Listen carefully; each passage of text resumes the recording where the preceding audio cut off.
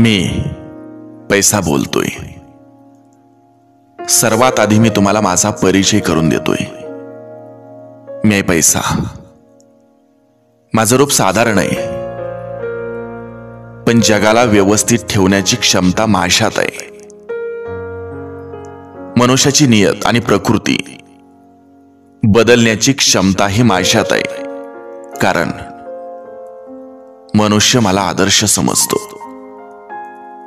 अहो, काही लोक तर माझ्यासाठी आपली जात धर्म सोडतात, आपल्याच लोकांना धोका देतात, आपला आत्मसन्मान घाण ठेवतात। परंतु लोक मला स्वतःच्या प्रतिष्ठेसाठी वापरतात। मी राक्षस नाही, पण लोक माझ्यासाठी अपराध करतात। हे सत्य आहे की मी देव नाही, पण लोक माझी देवाप्रमाणे पूजा करतात।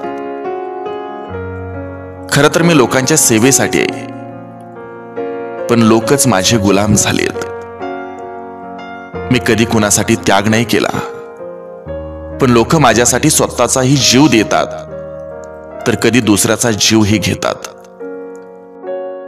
मला तुम्हाला काही गोष्टी लक्षात आणून द्यायचेत, सांगायचेत। मी तुम्हाला सगळं विकत घेऊन देऊ शकतो। मी तुमच्यासाठी घर विकत घेऊ शकतो, पण तुमच्या घरात घर पण नाही आणू शकत। मी तुमच्यासाठी औषध आणू शकतो, पण तुमचं वय नाही वाढवू शकत। मी तुमच्यासाठी घड्याळ विकत घेऊ शकतो, पण गेलेली वेळ नाही। मी तुमच्यासाठी मोठं पद विकत घेऊ शकतो, पण आदर नाही। मी तुमच्यासाठी मखमली गादी विकत घेऊ शकतो, पण शांत झोप नाही। मी तुमच्यासाठी पुस्तकं विकत घेऊ शकतो, पण विद्या नाही।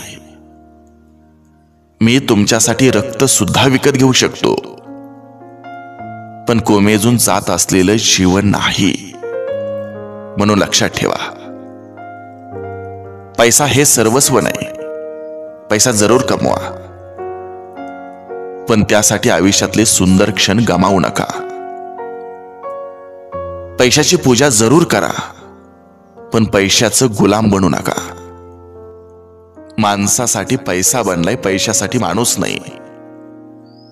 आपलं कुटुंब, आपले नातेवाईक, आपले मित्र परिवार, आप्तेष्ट हेच आपलं धन आहे।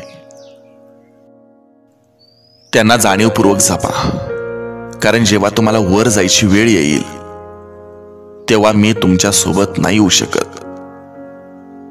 तुम्ही केलेला परोपकार, दुसऱ्यांना दिलेला आनंद, मातृपितृ भक्ती, त्यांची सेवा, देश सेवा हेच खरं तुमचं धन आहे।